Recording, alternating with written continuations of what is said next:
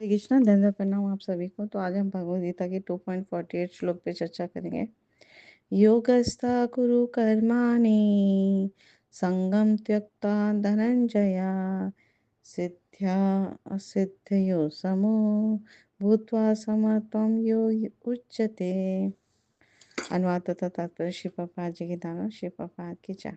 हे अर्जुन, जय तथा जय अथवा पराजय की समस्त आसक्ति त्याग कर समभाव से अपना कर्म करो, ऐसी समता योग कहलाते हैं। तो शिव बाबा जी यहाँ तात्पर्य में बहुत सुंदर समझा रहे हैं कि जय पराजय की चिंता के बगैर ही तुम अपना कर्म करो, क्योंकि तुम क्षत्रिय हो। तो ऐसी समता से तुम योगी बन जाओगे, ये योग है। तो भगवान अर्जुन को समझा रहे हैं कि योग में स्थित होकर कर्म करे वो।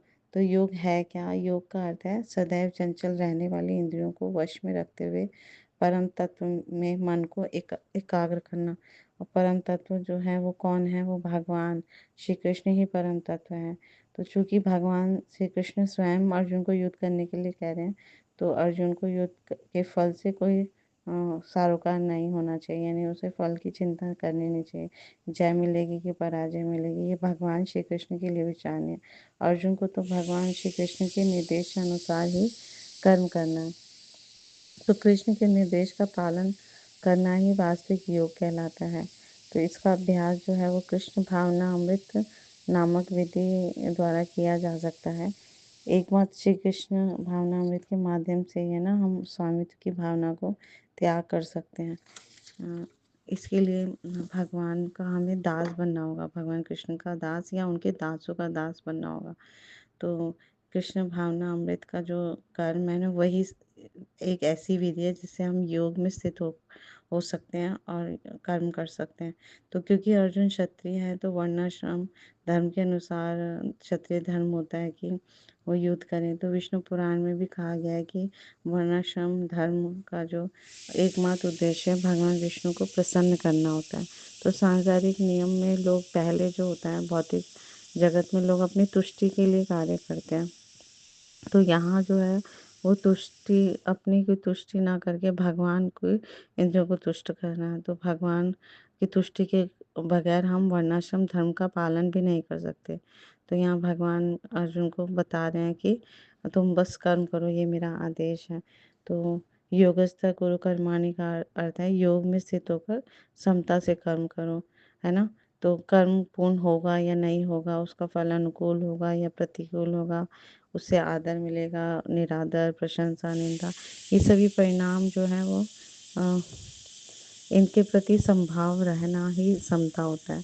तो समभाव से हमें कर्म करना चाहिए। कर्म फल की प्राप्ति में आसक्ति या अप्राप्ति में शोक, है ना, इनमें अगर जो एक जैसा रहे, समभाव रहे, वो योगी कहलाता है।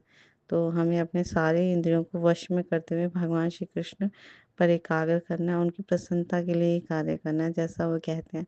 और भगवान श्री कृष्ण भगवद गीता शास्त्रों के माध्यम से हमें सारे आदेश देते हैं। तो हमें उनके आदेश का पालन करना है ना। आगे के श्लोक, आगे के अध्याय में भगवान बताते हैं कि तुम सब कुछ छोड़ के, सारे धर्मों को छोड़ के तुम मेरी शरण ग्रहण करो, मेरे शरणागत हो, तो मैं तुम्हारे सभी पापों से तुम्हें मुक्त कर दूंगा। तो यहाँ पर हम समझते हैं कि भगवान जैसे अर्जुन को आदेश दे रहे हैं, ऐसे हमें भी कृष्ण भावना अमृत में संलग्न होने का आदेश देते हैं कि तुम कृष्ण भक्ति को स्वीकार करो और पूर्णतया मुझ पे निर्भर हो जाओ, शरणागत हो जाओ, कर्म फल की चिंता किए बगैर अपना वर्णाश्रम धर्म का पालन करो। तो विष्णु पुराण में भी यही कहा गया है। तो सारे शास्त्रों में यही समझाया गया। तो हमें भगवान की भक्ति में जुड़ना है, उनके शरणागत होना। तो इस कलयुग में जब हम भगवान के पवित्र नामों का जप करते हैं, हरे कृष्णा कृष्णा कृष्णा हरे हरे, हरे राम राम राम हरे हरे, तो हम उनके आदेश अनुसार कार्य कर रहे होते हैं, है ना। कृष्ण भावना अमृत में कार्य कर रहे होते हैं और उन्हें प्रसन्न होने के लिए, प्रसन्नता के लिए अपना हम इंद्रियों को उनको उन पे एकाग्र करते हैं। तो इसी से हमारी अपनी सारी की सारी इंद्रियां स्वतः ही नियंत्रित हो जाती हैं। जब हम भगवान की कथाओं का श्रवण करते हैं, कीर्तन करते हैं भगवान नाम का, या श्रीमद् भगवद गीता भागवतम का अध्ययन करते हैं, श्रवण करते हैं, तो हमारा जीवन सफल होता है और इसी जीवन में हम कृष्ण प्रेम जो इस मनुष्य का परम लक्ष्य है प्राप्त कर पाते हैं। तो ये श्लोक बहुत सुंदर है। तो समभाव से हमें अपने वर्ण और आश्रम का पालन करना चाहिए, तो हम अपना परम गति को प्राप्त करेंगे। Thank you so much. Guru Maharaj की जय, शिव बाबा की जय, आप सब भक्तों की जय।